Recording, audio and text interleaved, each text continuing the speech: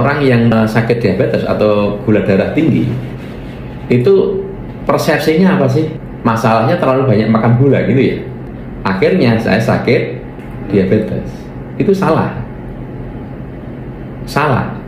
Diabetes itu terjadi memang akhirnya gula tinggi, tetapi terjadinya diabetes dipicu bukan karena kadar gula yang tinggi, bukan, karena tubuh gagal mengolah lemak menjadi asam lemak.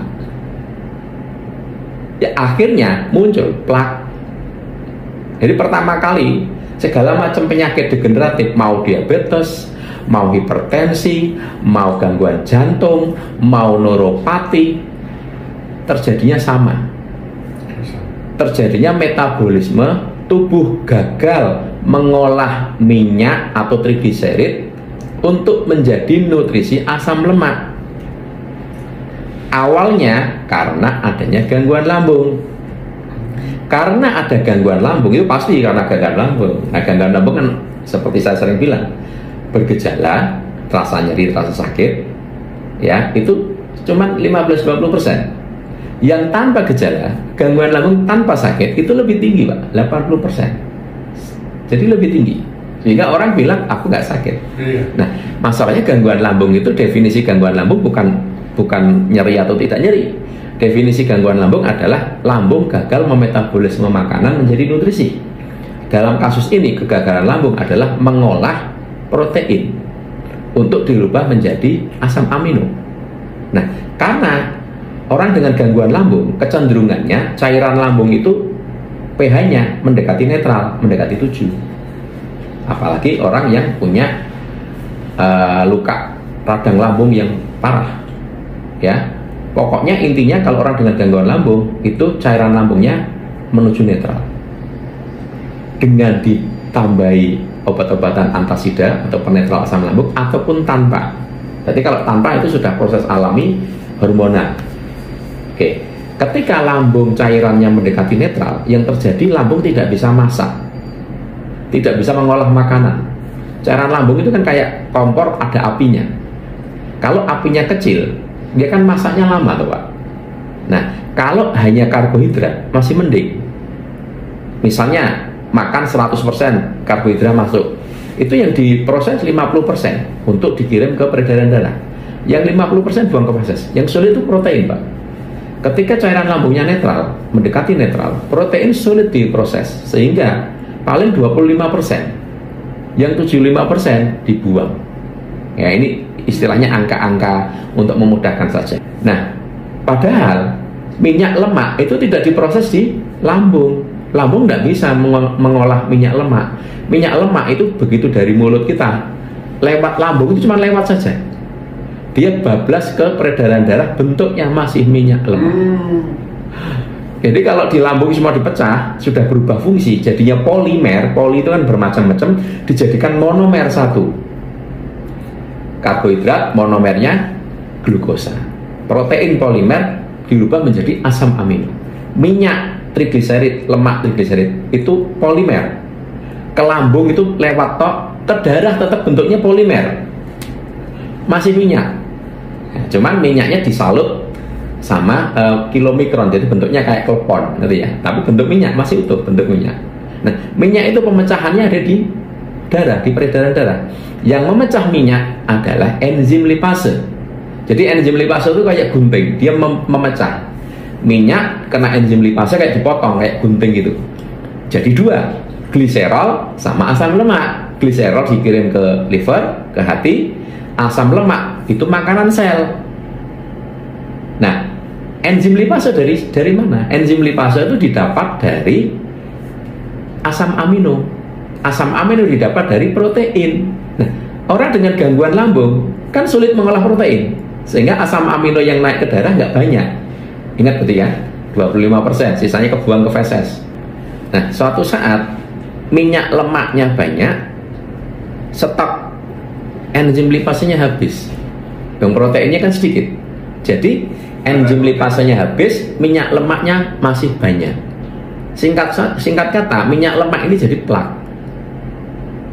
Nah, plak ini yang bikin orang gangguan jantung karena ada penyumbatan, stroke karena ada penyumbatan, neuropati karena ada penyumbatan plak. Diabetes itu yang sama. Minyak lemak ini menutupi reseptor sel. Jadi sel tidak bisa makan glukosa, makan asam lemak tanpa ada perintah dari insulin. Tidak bisa. Memang sunatullahnya gitu. Jadi walaupun banyak makanan, tapi kalau insulinnya tidak ngasih tahu ke sel, sel nggak bisa makan. Ngasih tahu nih, ibarat kata kayak ketuk pintu, dok sel di luar ada makanan, nah baru selnya buka pintu diambil. Tapi kalau tanpa ada perintah tidak bisa. Nah, ketika pintu sel tadi, reseptor selnya tadi pintunya ya, itu ketutup minyak lemak, maka sel nggak denger, selnya budek. Maka terjadilah resistensi insulin. Yang tadinya butuh cuma 1, karena tebel butuh 2 insulin. Tambah tebel lagi butuh 5 insulin. Tambah tebel lagi butuh 10 insulin baru bisa buka. Nah, nek tambah bukanya harus insulinnya banyak. Yang berat organ apa? Pankreas. Akhirnya ketika dibutuhkan 20 insulin, pankreasnya cuma mampu bikin 18. Karena kan tebel minyaknya, tambah tebel. Orang kan makan terus. Akhirnya apa yang terjadi?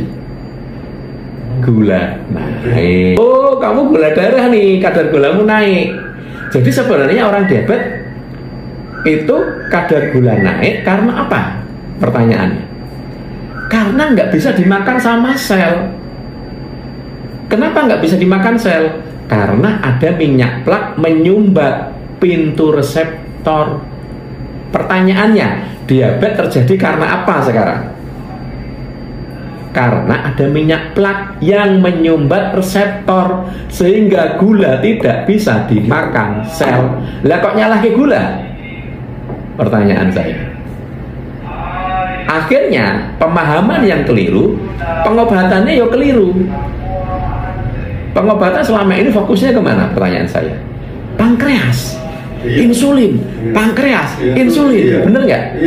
Pankreasnya nggak bisa menghasilkan insulin, pankreas dikasih pemacu, dipicu, dipaksa, akhirnya menghasilkan insulin lagi, betul kan? Ya, tetapi kan hanya berapa tahun saja, masing-masing orang memang beda, bisa lama juga, tapi endingnya pankreas yang dipaksa ada titik bahwa pankreas itu sudah tidak mampu lagi nanti. Akhirnya ketika minum obat, pankreas sudah nggak ngefek. Titik itu akan datang. Kapan? Ya tidak tahu. Kenapa? Plaknya tambah tebel. Minyak lemaknya nggak dibenerin, lambungnya nggak dibenerin. Akhirnya insulin walaupun sudah dikasih obat-obatan, akhirnya pankreasnya juga off lagi. Akhirnya dibilang, oh pankreasmu mati. Nek pankreas mati, akhirnya apa? Masuk cairan dari luar. Bisa buka lagi. Tapi dosisnya tambah naik, tambah naik, tambah naik. Sekarang pertanyaan saya kembali. Orang diabetes karena glukosa atau karena minyak lemak? Masalahnya, dasarnya. Ayo, pahami itu. Ngertinya kan karena glukosa. Minyak lemak. Salah. Glukosa itu korban. Apakah karena pankreas? Salah. Pankreas juga korban. Nah, kalau mengobatinya salah paham, bisa sembuh nggak? Ya nggak bisa, wong salah diobati, sing diobati pankreas, bukan diobati deh, dipaksa, dipicu, digantikan. Ya nggak bisa. Mulanya kalau pengobatannya nggak tepat harus minum obat seumur hidup. Akhirnya bahwa diabetes tidak bisa sembuh. Makanya kalau mau menyembuhkan diabetes, ya minyak lemaknya dibenerin, plaknya dibenerin. Caranya lambungnya dibenerin dulu sehingga tidak terjadi plak yang baru. Plak yang ada sudah telanjang di darah diurai supaya plaknya hilang. Loh, kalau plaknya hilang, pintu reseptor selnya bersih lagi nggak? Kalau bersih lagi, butuh insulin banyak nggak untuk buka? Nggak butuh. Akhirnya pankreas nanti juga dibenerin. Pankreas akhirnya hidup lagi. Dia ringan karena cuma untuk buka insulin cuma butuh satu, happy pankreasnya. Nah, itulah pengobatan diabetes yang betul itu dari situ. Paham ya? Untuk keperluan konsultasi, silahkan bergabung di grup Telegram yang ada di bio. Body Kalibrasi, terapi spesialis penyakit dalam dan saraf.